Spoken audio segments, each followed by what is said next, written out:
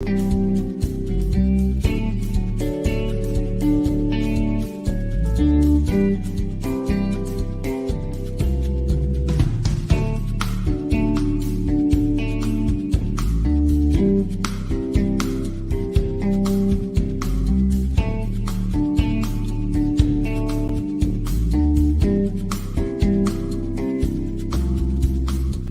everybody. I'm the voice behind the animation right now. Welcome to this very special session. We always like to do our attribution. Open license music brought to you by Open Education Global for Open Education Week. I am most excited to bring you this session. My name is Alan Levine from OE Global, and my purpose right now is to get out of the way because we have this fabulous student-led panel to tell us and help us have a conversation around AI literacy.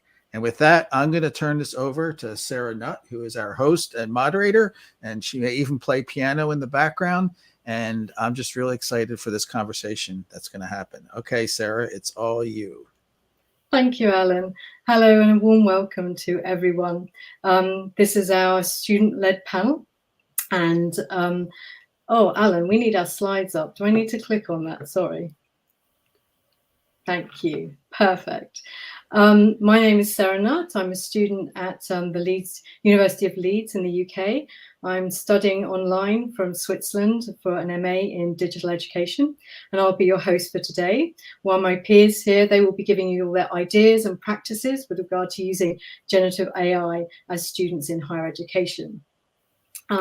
We would also, this is a list of us, but we'll introduce that, they'll introduce themselves to you in a minute.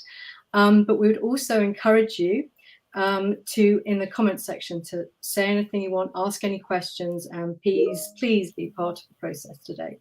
So at this point, the panel can introduce themselves, and we'll start with Maria. Hello from me as well. It's lovely to be here with you all, and thank you for joining.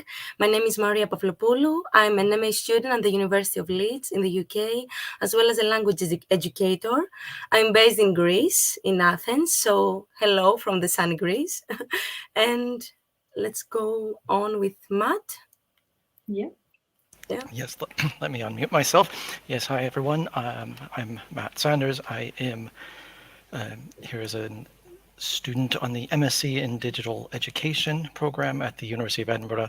I also work at the university, so I have a few different angles that I'll be. I view the lens of digital education.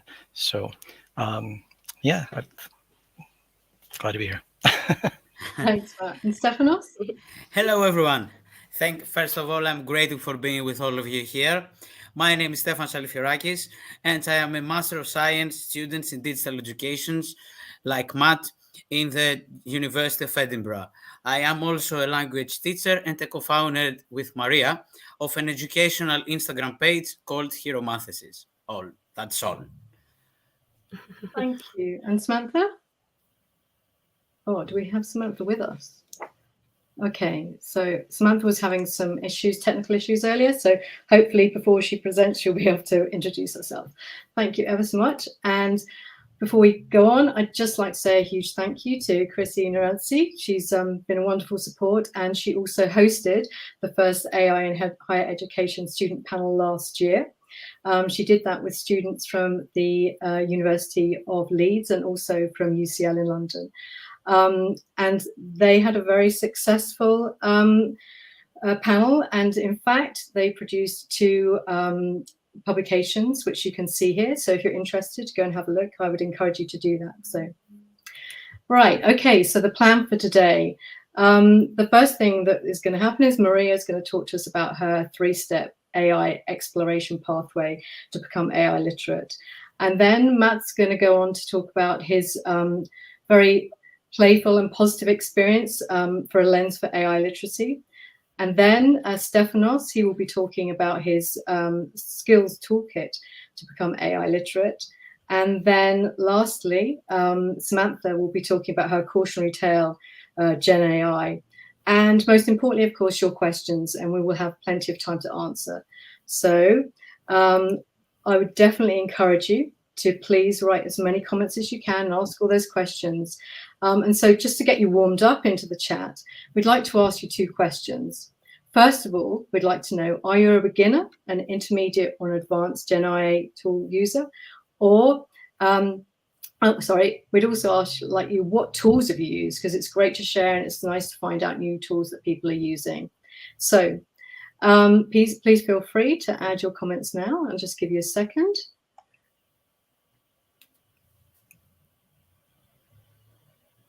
Okay, great. And now, before I'd like to hand over to Maria, and she's going to start with AI exploration. Yeah, thank you so much, Sarah. Starting with our diverse ideas, I would like to present to you from a student's perspective a structured approach towards becoming generative AI literate. Today, I am presenting to you all a 3-step AI exploration pathway to become generative AI literate. You can see a visual here on your screens. I have created this through Canva by setting 3 milestones or steps, each of which is accompanied by a different and relevant AI-generated photo, which we will see later on as well. So the first step on this journey is experimentation. We can proceed to the next slide. Yeah, thank you so much. I have envisioned this step as the beginning of a pathway where a person or a team is conducting an experiment using AI tools. In this step, we advocate for hands-on engagement with GenAI through unassessed experimentation. For example, I have often used ChatGPT 3.5 as a useful conversation buddy for my weekly tasks at my university. Furthermore, it's important to cautiously explore and compare different apps. This way, we can fully leverage their potential as well as their different features. For example, 2 different photo generative AI tools, which I totally love, to be honest. Another important suggestion would be to attend, as a student, generative AI relevant courses, both at an undergraduate and at a postgraduate level. I should mention here my university, the University of Leeds, which has, from first place, began incorporating AI into its programs. Moreover, we should all engage in generative AI relevant projects and collaborate with peer practitioners, for example, because when we search together, we learn together. And I think this is a totally new scientific field, and we should all jump in on together and help each other and explore together as well. Last but not least, the experimentation stage or step for me should also include the implementation of GenAI to evaluate its impact on completed projects. For example, we can ask for feedback on our work. And yeah, so we proceed to the reflection step, the second one. I have portrayed this as the middle of the pathway, where we are pausing a bit and thinking how we are using generative AI. After analyzing the outcomes of the use, we should consider if they were successful. Were the results we received from AI successful or the anticipated ones? These questions are really important because thus we can go on with the evaluation of our mistakes and perhaps think of possible improvement on our use. Furthermore, we should always consider ethical implications when using generative AI. Important topics are raised here, for example, fairness, bias, transparency, and safety as well. I think that Samantha will shortly talk you about this later. Last but not least, I think that we should also acknowledge the generative AI's potential role in our projects and consider if it's always necessary. For example, I have often reflected on the use of artificial intelligence and realized that it wasn't as necessary as I thought it was. Now, the third step is on our way, which is about setting guidelines. As you can see in this AI-generated photo, I have thought this as a gathering of diverse individuals from various backgrounds. All of them are collaborating to establish regulations. Of course, collaboration is crucial for this step as well. Collaboration among academic staff, as well as professionals, practitioners, and students. It's important to bring students' voices forward, in my opinion. Moreover, we should provide all GenAI users with a skills toolkit. We should prepare them. I'm talking for our institutions now. They should be prepared with a pack of tools so that they can handle generative AI. Acknowledging the benefits must be combined with highlighting the risks and the challenges of GenAI. Thus, suggesting good practices is another important suggestion. We should define the ethical use of GenAI, and I feel the need to highlight the important initiative by my university, the University of Leeds, which we can share with you in the chat later. Last but not least, we should respect and often and regularly update the regulations, since it's a field that is always changing and new development is about to come. And finally, in my opinion, transparency should be prioritized above all. Needless to say that we should be honest when we are using generative AI and how we are using it. This is the start to become leveraging it properly and mindfully. Thank you so much for your attention. I hope this three-step pathway was useful for all of you, and I look forward to hearing to your feedback. Thanks, Maria. Okay, Matt, we'll move on to you next. Oh, okay. Yes, great. Thank you very much, Maria. Yeah, that was very interesting and very, yeah, good ideas, practical ideas, real ideas that I think will help. I'm going to be very different in that I am very much not practical. I am going to look, well, no, there will be practical, but yeah. So I'm going to talk about literacy through play and just positivity, and try not to ramble too much. So, as I said, my name is Matt Sanders. I'm on my first year of a MSc program. I just started last semester. We're doing part-time. So this is after studying for it's been 20 some years since my undergraduate. So generative AI, all of this is so new to me as well. And I'm experimenting like the rest of us with these new tools. But yeah, so just to start off here on my first slide, like my feelings are that, academia can be a bit stuffy or restrictive, or feel that way, or be perceived that way, and that sometimes play is perceived with maybe a bit not as valuable in learnings, particularly at a university level, that you're not going to be taken seriously, or that it's even dumbing things down. And I don't think that's the case. So here we go. Things that, how are we going to engage people to become literate? I think, for me, the ideas of trying things that we've already kind of done isn't really the answer.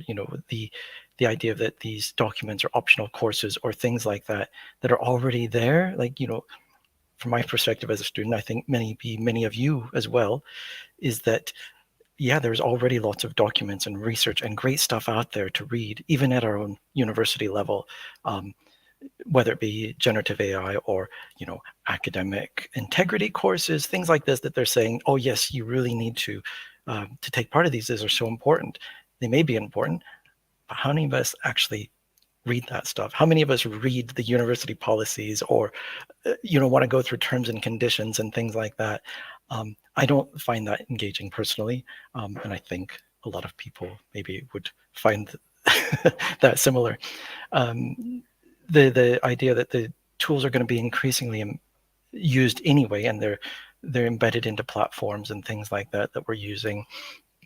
The even if it's the case that sort of government or others are putting in place requirements for these platforms to use, that are using generative AI to provide any kind of disclaimers or things like that, we've already seen that we can't trust these tech platforms to comply. Honestly, they'll more likely comply maliciously, such as those dang cookie pop-ups that we all have to deal with all the time now, and we just click away and don't read or care about. So yeah, I think maybe those things aren't going to be the option that I would go for. I also, communities, people really love their communities and they're passionate about things.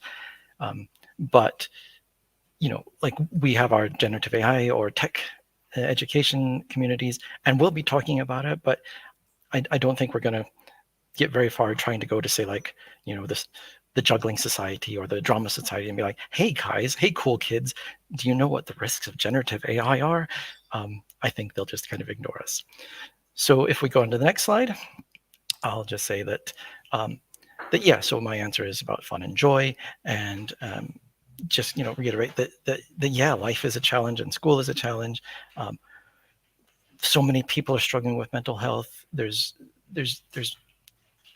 so much strain on mental health support services for everyone, including students, especially students maybe. Life is a challenge, so why not make it a little bit fun and joyful and learn something at the same time? So I think that, yeah, if people are having a positive experience, then they're more likely to engage with it and want to learn more. The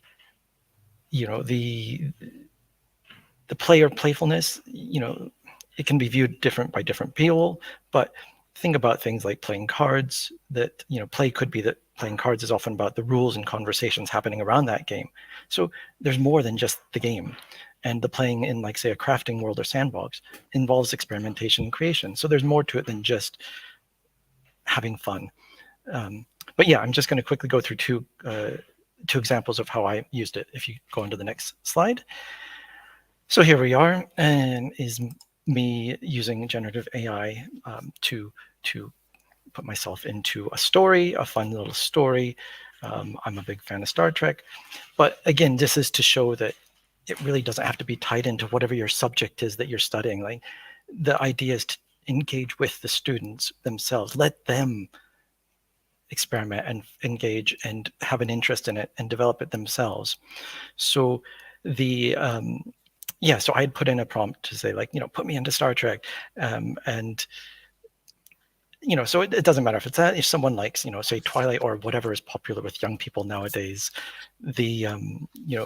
if they put themselves into that Twilight story, they will know that they'll see from the generative AI if it's accurate or not. They'll see the limits of it just by saying, like, oh, Bella and Edward aren't written like that. They would never fall for a werewolf or something. I don't know. I don't watch Twilight, but ask me about Star Trek and I can tell you. The idea of kind of playing around with prompts and seeing the limits are there, and that can be useful in education. Also the idea with the image that I took and that I had Dolly kind of give me based on my story is also a good prompt, because, like, those images are coming from somewhere, and that's a clear example that when I say give me Captain Kirk, it gives me William Shatner, and you're thinking, okay, so then that starts to give us a discussion on, well, what is appropriate use? Like, that can be our classroom discussion. So yeah, that's the image is Dolly through ChatGPT. That is giving very adorable Klingon kittens down at the bottom. But again, like, whether they agree with the use of all of this literature and artwork to be used or not, it can open that discussion in the classroom. So yeah, I think there's opportunities to have fun and have those discussions and points within the classroom, within learning, that aren't tied, that then they can apply that to their own assignments. So okay, we'll go on to the next slide. And just again about how much it can help with positive, feeling positive at school. So this one was me during my first semester getting feedback, and your first kind of critical feedback after being away from school for so long is really harsh, and it can kind of make you feel a bit down. And I was maybe feeling like if it was a time to give up or not. But I said, ChatGPT, please, you're not going to judge me. You're not going to try and tell me how to do better when all I want is just someone to make me feel better. So please, just tell me how great I am, and it will do that. It will do that. It's not going to judge me. Well, unless I ask it to. But, this kind of thing it could be used again in learning, in education, by kind of getting them a place to vent or to explore or to play around. But like this is also then saying that like, well, okay, you've got this prompt from Captain Picard, but it could be, right, I want to, well, how does it feel? How does it interpret if I say to write it in, Shakespearean English, or as, a werewolf love triangle or something, or a Disney style musical number, a poem, a haiku or something. Like there's lots to experiment there, have those discussions around it. So I think the idea of just using it to play and not tying it into assignments gives more engagement for students to gives more engagement for students to want to continue on and learn more and be involved with discussions and not feel like there's a right or wrong like we might do in that sort of more formal setting. So anyway, I've kind of gone over, so I'm going to stop there and let you continue on. So thank you very much. Thank you, Matt. That was really great. And just while we're in the moment, somebody has asked in the chat, what tool did you use to make that great picture with the cats and the Star Trek characters? Yeah, so that was I used because I've paid for the ChatGPT 4, so I used that I just had it write the story and then just followed up that story with said, okay, now can you do me a film poster of this? And it did. Super, great, thanks. So without further ado, we'll move on to Stefanos. There we go. Yes, of course. Okay. The topic of my presentations will be the necessary skills we need to acquire as students and education in order to become GenAI literate. But before we jump in, let me set the scene with an AI-generated poem which perfectly presents the necessary toolkit for every student to become GenAI literate. In the world of GenAI, where puzzles intertwine, each skill a puzzle piece, fitting in line. Interdisciplinary knowledge, a cornerstone insight, guiding our journey with wisdom's light. Creativity blooms like colors so bright. Collaboration dances, pieces coming to light. Communication flows, making connections better. Problem-solving skills, each piece a trendsetter. Critical reflection, a mirror to see. Emotional intelligence guiding you and me. Ethical awareness, a boundary so clear, shaping our actions with values sincere. Adaptability, a piece that adjusts in the world of GenAI where change is a must. With these puzzle pieces, our journey is vast, becoming GenAI literate, steadfast. So we can go on to the next slide, and we have to confess that is impressive. So let's break it down. Our first puzzle piece is interdisciplinary knowledge. It's like having a Swiss Army knife of skills, understanding and blending principles from different fields, whether it's language, ethics, or technology. By synthesizing knowledge from diverse fields, we adopt a holistic approach that enables us to tackle the complexities inherent in GenAI. Interdisciplinary knowledge is a prerequisite since we have to know both our subject and the mechanism that follows GenAI. We can move on. Is it possible to move on to the slide? Oh, thank you. Thank you, Sarah. Following this, we have got as a second one, critical reflection and ethical awareness. We can't just take AI at face value. We cannot take for granted every information that GenAI produces. We must question, we must judge, and we must evaluate its answers. It's also important to interrogate the assumptions and the limitations inherent in AI systems and to cultivate a discerning mindset that will enable us to assess their accuracy, their biases, and potential impacts on society. Furthermore, we have to dive in into the ethical considerations: privacy, fairness, transparency, and accountability. So we don't see GenAI as either an angel, as a panacea that can solve all our problems, or as a demon that will ruin our lives. Instead, we will be encouraged this way to engage with its potentialities and limitations in a morally grounded manner. Moreover, we can go on to the next, this slide, sorry. Moreover, we have emotional intelligence and creative thinking, which are equally important for all students who want to handle GenAI.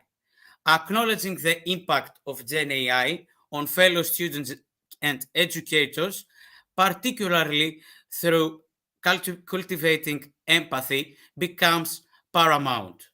By recognizing the multi-diverse implications of AI advancements, we can foster a deeper understanding of how these technologies shape our interactions and our experiences. Moreover, synergizing human and artificial intelligence not only enhances the authenticity of outcomes, but also enriches the personal touch imbued within them. Now, let's talk, we can go to the other slide. Let's talk about collaboration and communication. It's all about teamwork and sharing knowledge when it comes to getting acquainted with GenAI. By fostering collaborative environments and establishing open channels of communications, such as workshops and online challenges, we can create fertile grounds for innovation and learning. Through teamwork, diverse perspectives converge, enriching our understanding and catalyzing creative solutions to complex challenges. Adaptability is also a key element. Being open to new tools and embracing uncertainty is crucial. It's important to critically test all available GenAI applications and compare their futures. Last but not least, as you can see in the slide, we have got problem solving skills. This is where we identify real-world problems where AI can shine. This process demands a keen eye for discerning challenges across diverse domains, from healthcare to finance, education to environmental issues and beyond. It's all about lifelong learning and using AI as a tool to make a positive impact. So now we are ready. We have a valuable toolkit for becoming GenAI literate. equipped with these puzzle pieces, our academic journey into the world of GenAI is bound to be exciting and full of discovery. All students need to embrace all puzzle pieces to unlock the full potential of GenAI. Thank you very much for your attention. Thank you, Stefanos. That was great, and some great points you made there. And again, we have somebody in the comments who wants to know how we're doing these things. So, Stefanos, what did you use to create that great poem? I was using ChatGPT, and with the help of Maria with Canva, I was able to make this presentation. Super. So I think it might be a bit of luck. Somebody wrote that they had a bit of trouble, had some stinkers for poems. So it must be luck, maybe, or maybe the prompt that you're using is the key, I think. Okay, thank you, Stefanos. So now we're going to try and move on to Samantha. She's having some connection problems, but we shall see if she can connect. So, Sam, are you there?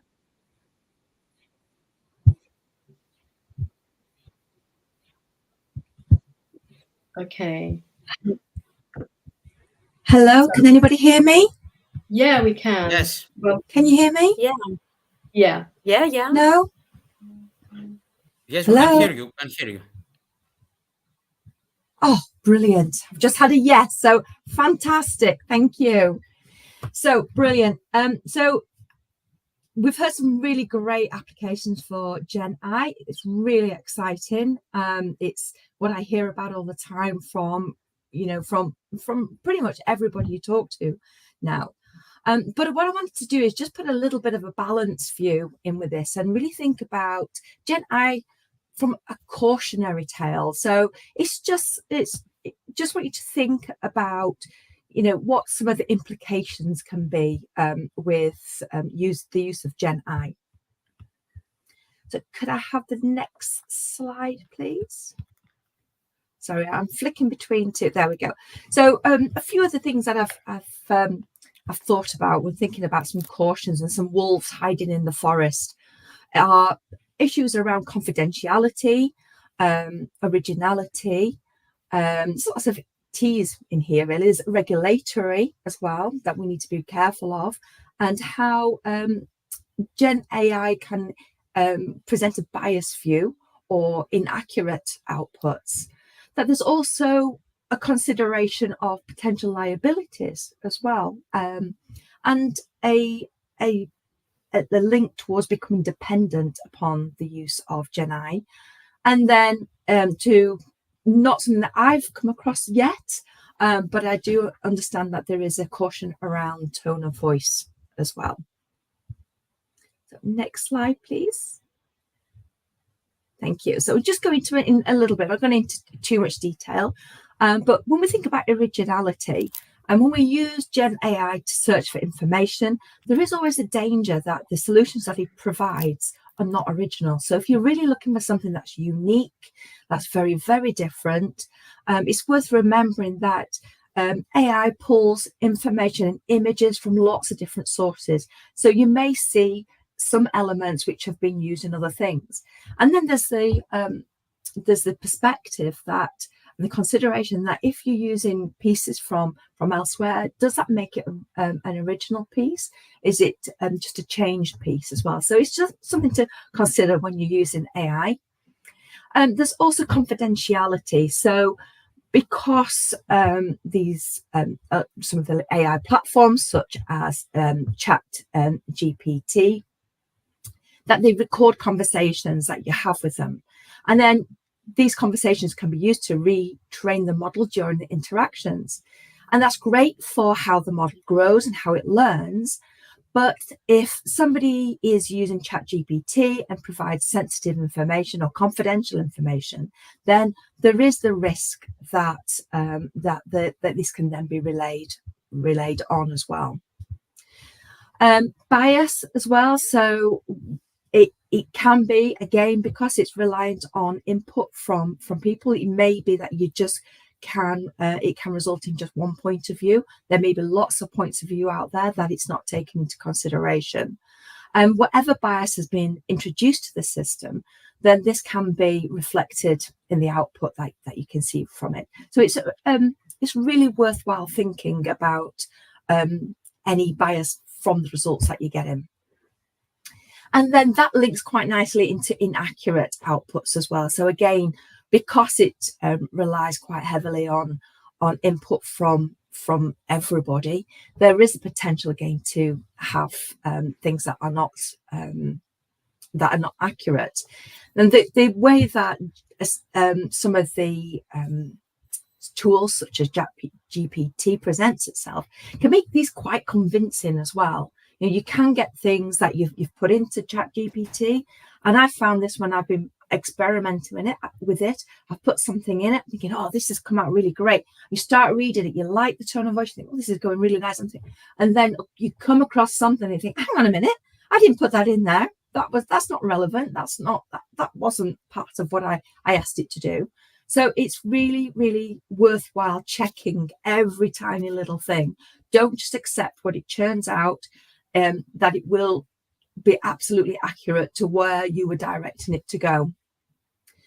Then it's the regulatory, in my day-to-day work, regulatory boards are the bane of my life, really. But it is definitely worth thinking about regulatory aspects with regards to GenAI and thinking about copyright. Think about how it can be where we create images like the Red Riding Hood image that I've created here, that there may be potential for the image to have come from something that is protected by copyright. Incidentally, the image that I used it from Adobe AI, but I paid for the license as well, because it did ask me to, if I wanted to download the image and use it, I needed to pay for its use. So you need to watch out for little traps like that. Not everything is free that you get on there, and it's worth checking it doesn't contravene the copywriting. And then that links on quite nicely to potential liabilities as well. So again, it's thinking about, if you put something into one of the generative AIs that you're using for giving guidance with regards to something like law or medical advice, and it's inaccurate, it's worth thinking about, is this going to cause any potential risk of liability? And to give you an example of that, I mean, I work within my company produces contact lenses, so we're ruled by medical devices law. It's very, very strict. So if I put something into, for instance, like ChatGPT, again, just for example, and I asked it to write me some guidelines with regards to, and I've tried this as well, how to put lenses in and out for patients. And if I use that, and if it said something that wasn't, that could potentially be harmful to patients, say, you need to sharpen your nails before you put your contact lenses in, which could obviously then cause scratches. It's worth thinking about how that then reflects on you as the user of that information from AI. So it's little things like that it's really worth checking. Next slide, please. And then the last two things really is dependence. And I could see how this can really happen. I've started to become quite dependent on Grammarly, and almost to the extent where I'm now thinking, I don't need to think about how to spell that because it'll just tell me. So it is again a little cautionary hint, to keep yourself, using your other tools and your other creative aspects as well. Really sometimes just maybe have a little break from it, and make sure that you're still using your creativity, not just relying on GenAI to do the creating for you.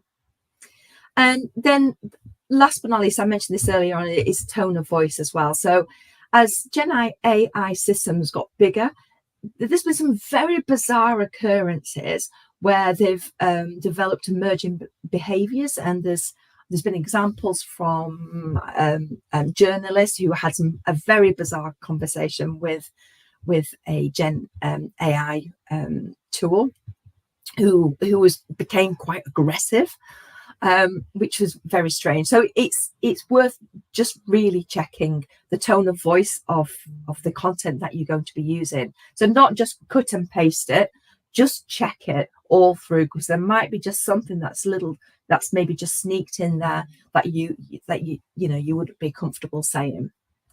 So GenAI, just to finish off with, it may seem like a fairy tale come true. It is fantastic. Some great opportunities out there. But my cautionary tale is just beware of the big bad wolf that can be lurking behind a tree. So that's all from me. So over to Maria again, I think. No, it's back to me, Sarah, Samantha. That was great. I'm so glad you got to join us. And I can definitely, I feel that dependence thing. I hadn't thought about that till you mentioned it, but it's a really, really good point. That's super right now. So I think we've got about 5 minutes or maybe a bit more to have a look at some of your questions. So again, go in the chat, add questions or any comments you want, and let's see if we can get to them. And while you're typing and adding your questions, there was one I saw here, which I think it applies to all of our contributors today. So there are a couple of points made about educators and students. And it's a really good question here from Chrissy. What is the role of the tutor educator to help students develop AI literacy? So perhaps we can go and start with Maria, if you'd like to answer that question. Yeah, of course. And it's nice to receive this question from Chrissy, since we have been working on GenAI in our university.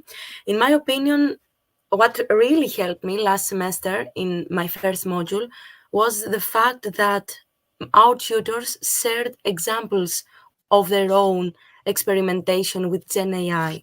They shared them with us. Thus, we had the opportunity to familiarizing ourselves with it and being mindful as well. I particularly remember a case when Chrissy suggested that I should not insert my name in ChatGPT 3.5 that I'm using. So I hadn't really thought about that earlier before. Sharing is the key here from the tutor's perspective. Yeah. I don't know what the rest of the panel thinks. Yeah, maybe Matt? Yes, so I think, I think, as I said, it's not going away anytime soon. I don't believe. So embrace it and talk about it. Don't leave it as an elephant in the room.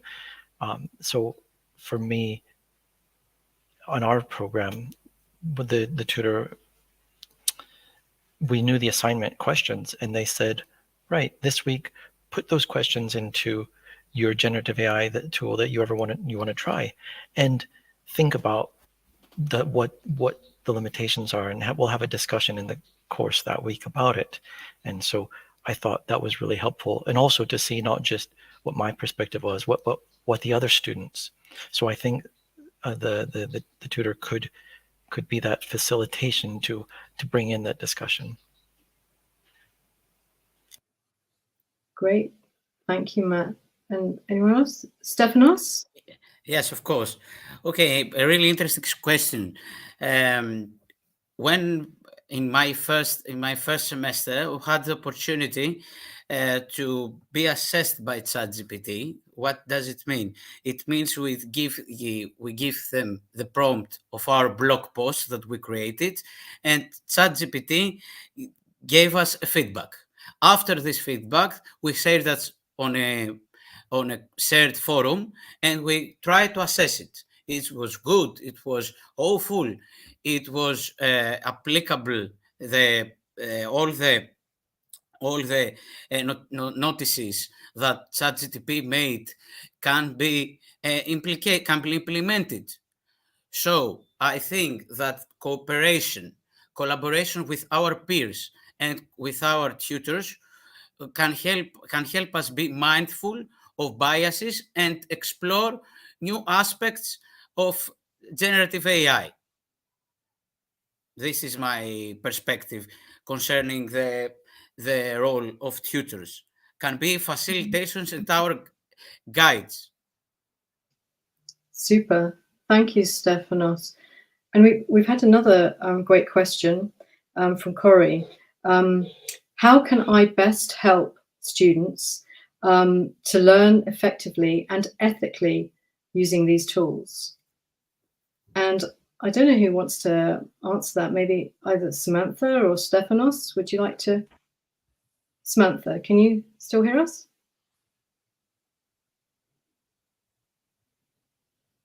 Oh, maybe she can't hear. Okay. Stephanos, would you like to answer that one? Thank you. Yes, I can still hear you. Can you hear me still? Yeah. Yes, of course. Yeah. So, go ahead, Sam. Thanks. Did you hear the question, Sam? Sorry, I think there's a delay that with my internet now. It's doing very strange. Okay.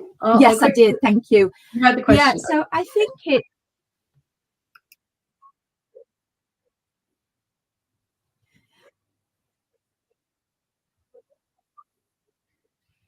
I think it's really good to help guide them. I think getting them to use it as a tool, an investigative tool, is great, but it also gets them used to checking their own work as well. So if they can use the GenAI and then maybe get them to investigate how to. Sorry, I keep hearing myself coming back at myself, so it's really difficult.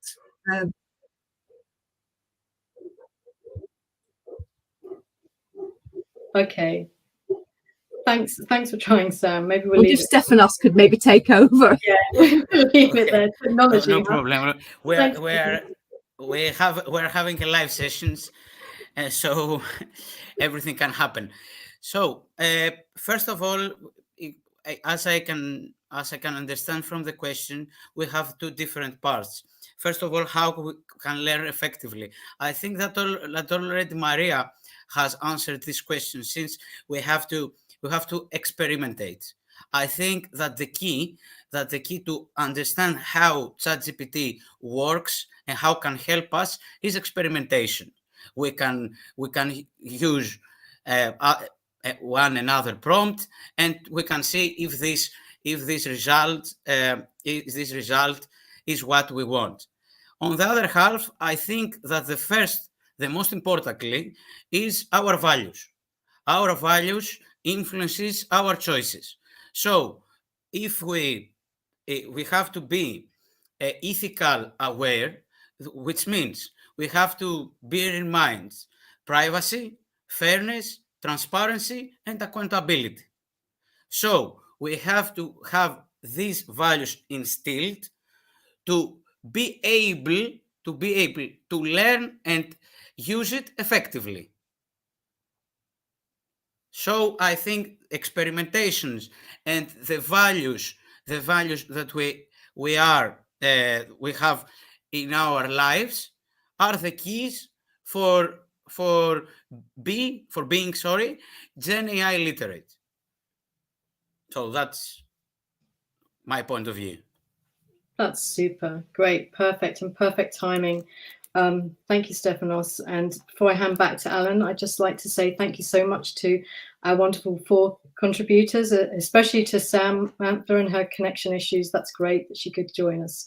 I'd also like to say a huge thank you to Alan and also to Chrissy for making this possibility come real for us, and also their support in getting us to be able to share these ideas with you. So I also say thank you to all of you for joining us today, and I'd like to hand back to Alan.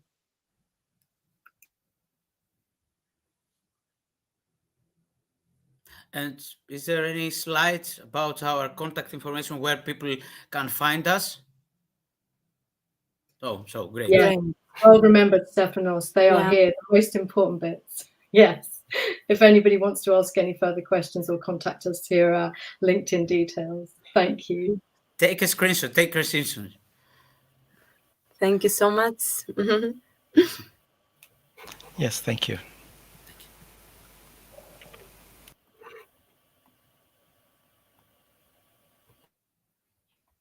Okay, so I think that Alan is supposed to be joining us at this point, I'm hoping. Or, yeah. Let's see. Maria, there was Yeah, somebody thank else.